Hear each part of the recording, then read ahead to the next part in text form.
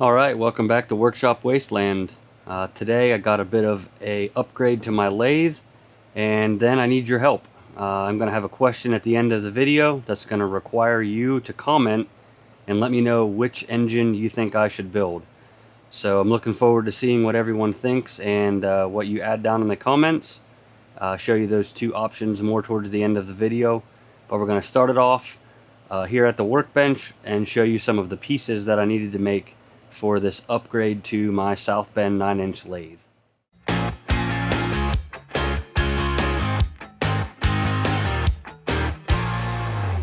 This is the original gear setup for my Southbend lathe, and it had this screw in here, and then you would move this to go forward or reverse on the lead screw.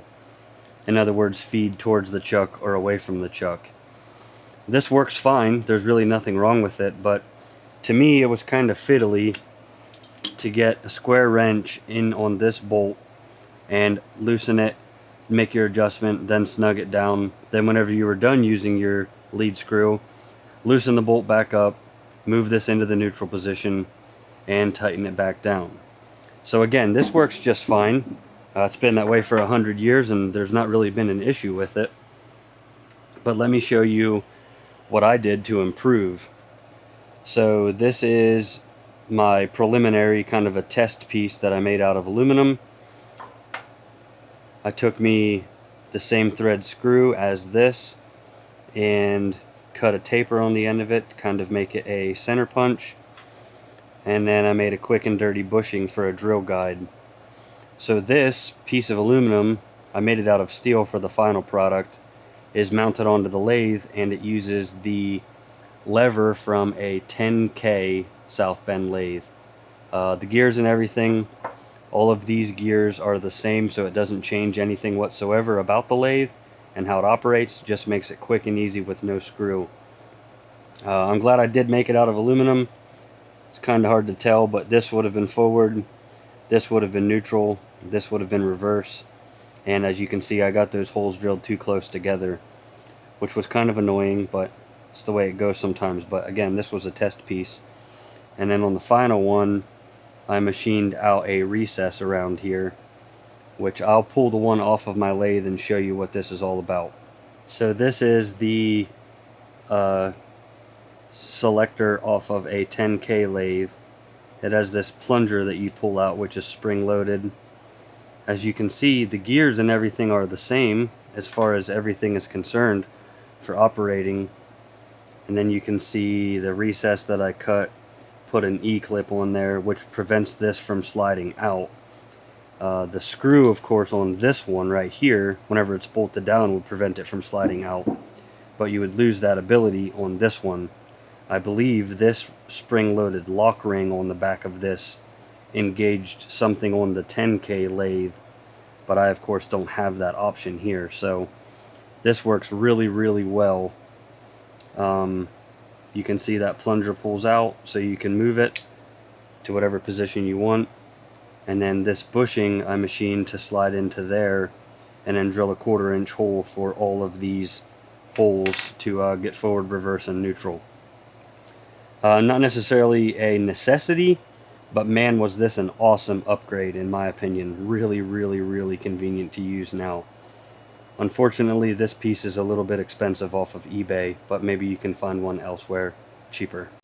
So here's this piece installed. As you can see, it's basically just a metal plate, and this bolt right here utilizes the existing hole that's drilled and tapped into the lathe. Now, as you can see, I just pull out on the handle right here, and I can easily change the direction of my lead screw. It's super simple. Super easy to adjust now. No more fiddling around with that wrench right there to loosen it. Here's a quick little sound clip. It's very quiet. That's forward. Here's reverse. I think I got the gear mesh basically bang on. Super happy with how this turned out. I know you're not switching this very often, but whenever you do need to switch it, it's nice to be able to do it quickly and not have to fumble around for a wrench.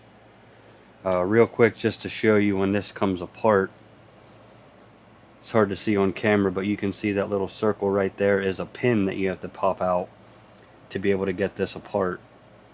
There's the other side of it. And then it's got a spring and the plunger in there. But very, very quick and easy change to make to the lathe, and like I said, I could not be happier. So here's the point in the video where I need your help. This is the first engine, I guess really the second engine that I've machined. This is the Philip Duclos odds and end engine, and his plans and illustrations in his books are really, really good. This turned out to be a pretty easy project. There's a lot of moving parts, a lot of intricate things that I needed to make that I've never done before, like cutting gears, boring a cylinder, all kinds of stuff like that. But it was a lot of fun, and it turned out great. This thing operates as expected. It runs great. I still need to make a video of it operating. Unfortunately, I machined this before I started a YouTube channel, and I wish that I didn't, so I could show everybody how I made this. Doesn't mean I couldn't make another one down the way, but these are like 4 3/4 inch flywheels, I think. It's got basically a 1-inch bore, and I think it's like a 3.5 inch stroke if I'm not mistaken.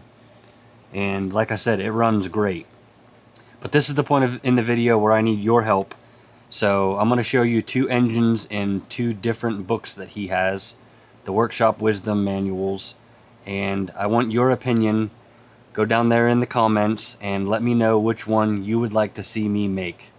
2 options, not that there's not a million more engines you could make, but I want to make another one of Philip Duclos's engines and kind of go from there. And my plan is to make a YouTube video following every single step of the way, and maybe with any luck, some of you will follow along at home and make your own engine and possibly be able to utilize some of my tips and tricks that I have whenever I'm making these machines as well. So like I said, I'm going to show you the pictures down in the comments down below. Let me know which one you would like to see. And otherwise, thanks for stopping by, and I look forward to sharing these engines with you in the future.